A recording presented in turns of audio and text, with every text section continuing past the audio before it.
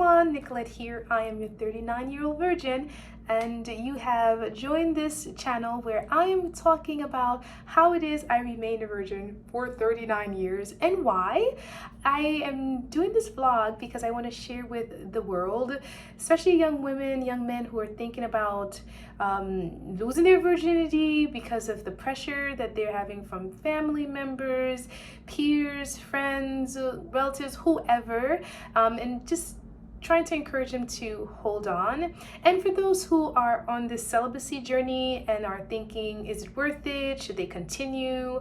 I'm just going to give some of my tips on how I managed to be where I am and why. So today's episode, I will be talking about the fact that when people hear me talk about I'm still virgin, I've never been in a relationship, I've never had a boyfriend, they always say I've missed my opportunity. Like, how do I know that I haven't passed up like the greatest guy?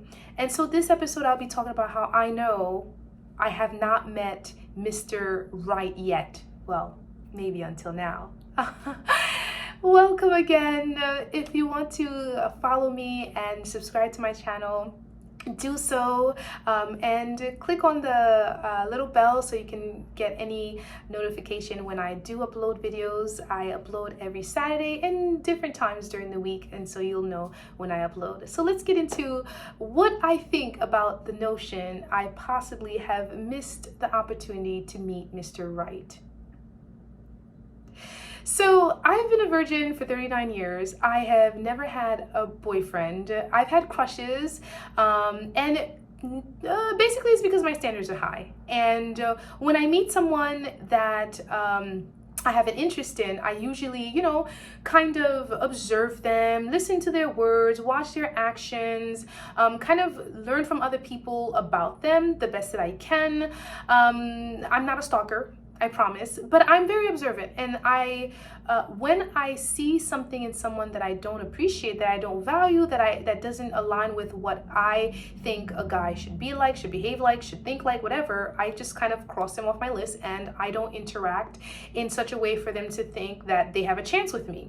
And because of that, when I share these notions and thoughts with people, like in panels or conversations during panels when people are talking about relationships, I usually get the statement, you don't know because of your high standards if you haven't passed up the Mr. Right. And what I say to that is absolutely not. Right? Because I'm a godly person, and God knows my tastes. He knows my desire. He knows my wants. He knows what I'm looking for, because before I started searching, we had a conversation, right?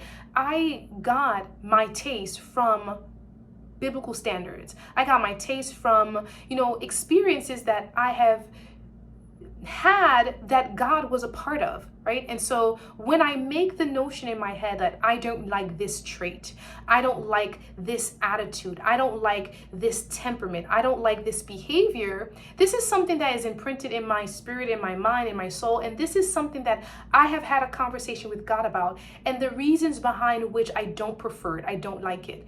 And a lot of the feelings I have come from His Word. And so because my taste and my will is one with God, or I try to allow it to be, I don't believe that God is so maniacal that He would allow someone to come my way and for me not to recognize it.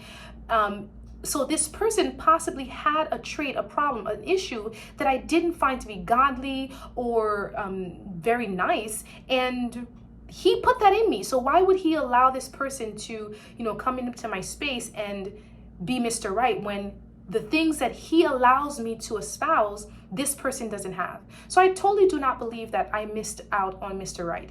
Any young man that because of my attitude did not find the courage to approach me, did not have what it takes to feel adequate enough to come into my circle and speak to me, you were not meant for me. Right? I'm not going to, reminisce or ponder on the notion that, oh, I'm being too critical, I'm being too, uppity, I have too much of a high standard. Those standards were set by God. So if God finds a man that he wants me to have interest in, he will find a way to allow me to see that, allow the gentleman to see me in such a light where he approaches me and we talk.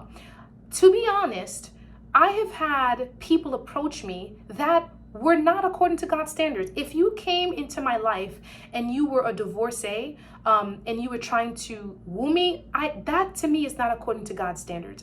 He says, if you are already married and you divorce and the person is not dead, if you marry someone else, you are committing adultery. That is according to his word. That's what I believe. So that's what I follow. So a divorcee comes in, you're not for me. If a person is not godly enough and, in their actions, whether they're clubbing or they're cursing or they're saying inappropriate jokes, that's not for me, because again, God says, whatever you say, whatever you do, however you behave, it should be godly and it should be good. So if even society deems it as to be inappropriate, and the Bible does, why would I condone that? So I did not pass that person out.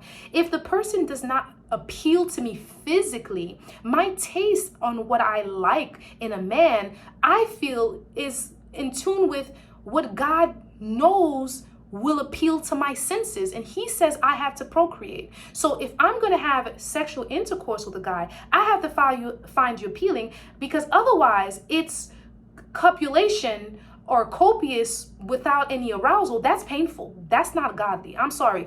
That's why I don't believe in arranged marriages and, sex mutilation and all female mutilation and all of that. That's not godly, because what God creates is beautiful. It's pleasurable. It's appealing. It's enticing. It's wonderful. So it should not bring about pain, right? So if a guy has to have sex with me and it feels like he's raping me because I'm not aroused, because I don't find him attractive, because he's not appealing to my senses, that's not godly. So no, if I didn't find someone appealing physically, that's not me. That's God putting feelings within me and not putting feelings within me. So no, I didn't pass out on some guy that was ugly or unattracted to me who tried to approach me. If a person was not educationally, whatever. Anyway, whatever my standards are, I have constructed them and created them with God's help. I have upheld them and refined them according to his will and purpose for me. And so men who usually say that are men who might have had intentions and might have had desires to get to a woman, but that woman declined them and they felt they were the right one for whatever reason and she did not. That is not your place. When two people find each other, the woman will feel that this is the right one and the man will feel that this is the right one. Both of them will agree that they have found each other for whatever reasons they have set already aside. And that's why people who say you shouldn't have standards, you shouldn't have a list, I think that's baloney, to be honest, because you have to go off of something. You cannot make the rules as you go along. You and God have to have a conversation. You and yourself have to have your standards and values and wants and desires before him, because if you go along with the flow and your desires and attitudes are being shaped by the experience that you're having, it doesn't stand on anything, because then it could change. Standards, values, principles do not change willy-nilly like that, right? So whatever standards I have established for myself have developed over time, and that person, he needs to fit in them. And if we're going to change, we can change together. It's true. I have the possibility of changing my mind, but it doesn't usually happen that easily. People don't change that easily. Only God allows for change. So for those who think because your standards are high, because you have, things that you're looking for in people and you're not seeing them, and so you're thinking, oh, what if I have missed my opportunity? No, you have not, because you will know. You will know the right one when he comes. Everyone who's met the right guy for them, even if it's for the right time, even if it doesn't last for 5 years, at that right time, you will know. And when the time is up, God will also let you know, right? And so, no, I do not believe that persons who are within God, who are going according to his will miss on opportunities that he presents to them, because he is the one who's presenting them and he knows how to. So that's what I think. What do you think? Do you believe that people miss out on their opportunities to meet the right one? Let me know.